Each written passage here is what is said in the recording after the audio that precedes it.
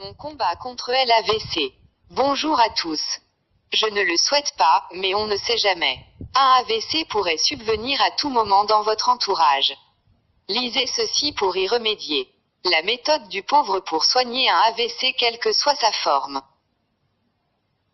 Voici comment nous soigner d'un AVC rebelle sans attendre les 3 ou 6 heures fatidiques durant lesquelles sans soin on est bon pour la tombe. Lisez et retenez puis partagez. Comment faire pour sauver une personne de l'AVC en utilisant seulement une aiguille?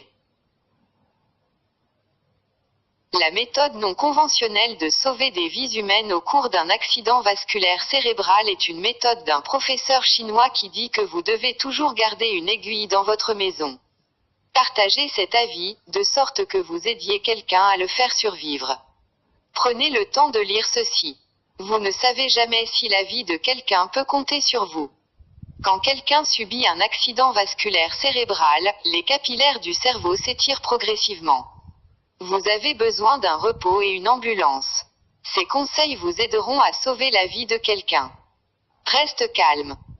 Quel que soit l'endroit de la victime, ne les déplacez pas parce que si vous déplacez le patient, les capillaires s'éclateront et il y aura des saignements dans le cerveau.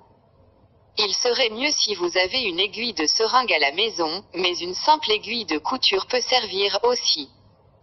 1.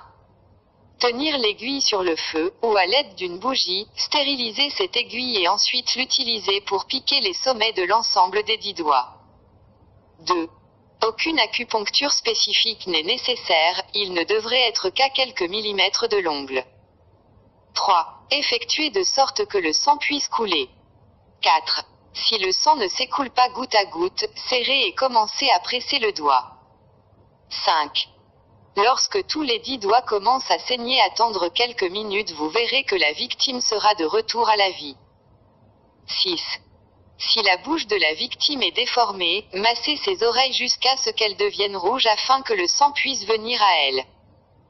7. Puis piquez avec l'aiguille dans chaque oreille dans la partie molle, pour faire tomber 2 gouttes de sang de chaque oreille. Quelques minutes plus tard, sa bouche ne serait plus déformée. Attendez jusqu'à ce que la victime vienne à l'état normal sans aucun symptôme inhabituel, puis l'envoyez à l'hôpital.